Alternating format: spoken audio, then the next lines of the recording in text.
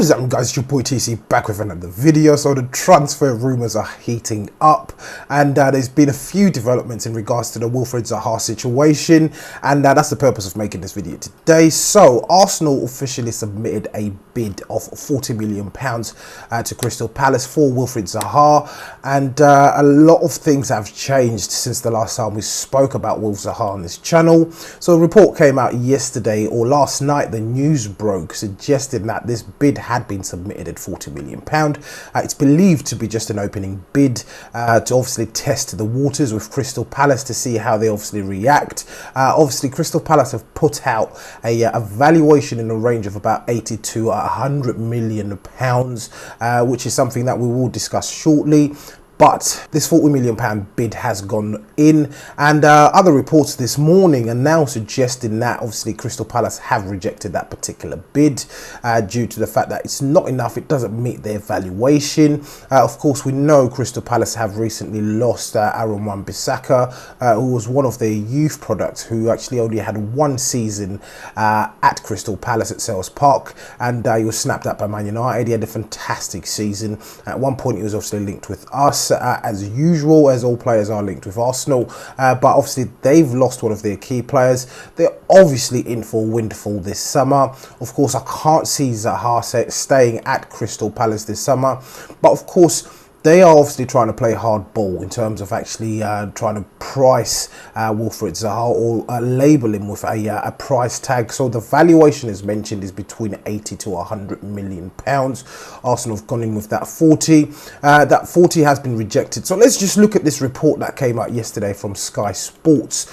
So the report reads, Arsenal have launched a 40 million pound bid for Crystal Palace forward Wilfried Zaha. The 26-year-old has been heavily linked with the Gunners this summer, and it is understood that the player wants to stay in London and play European football. However, with Palace already losing Aaron Wan-Bissaka to Manchester United for £50 million, the club do not want to sell Wilfried Zaha and value him at £80 million, double what Arsenal have initially tabled. So let's talk about this valuation of 80 to 100 million pound.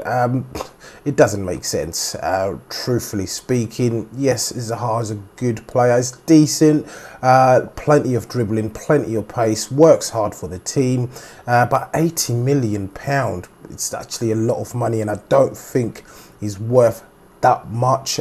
You're talking Gareth Bale money. This is years ago now as well. You're talking Eden Hazard money. The amount that Real Madrid paid Chelsea recently was £91 million. So you're approaching that territory, and he's nowhere near as good as these people that all Hazard, really, which is one player that I've mentioned. Juve paid £100 million for Cristiano Ronaldo, and that's a £20 million difference, and Zaha is nowhere near that level. Of course, Crystal Palace, as mentioned, I do believe want to play hard ball, and they will probably certainly buckle under another offer of about £50 million. They may certainly buckle under that particular pressure. So we'll have to wait and see. This is obviously going to develop. There's two other points we want to talk about in relation to this particular transfer. The second point is another factor to consider is that Man United have a 25% sell-on clause in whatever happens with Wilfried Zaha. So let's assume he goes for £50 million from Crystal Palace to Arsenal. Man United are set to earn £12.5 million from that particular deal. It's a bit of salt, really. It's kind of tough to stomach, but of course this is business. A lot of players get these clauses included in their contracts. It might be a buyback clause, it might be a sell-on clause, but it looks like Man United are set for a windfall in relation to this particular transfer. So it's good business on their part, to be honest, that they actually inserted this particular clause into Zaha's contract. Great business, in my opinion. And another side, or another twist to this particular story, it looks like the player wants to force through a move. His brother is now publicly speaking about this whole situation.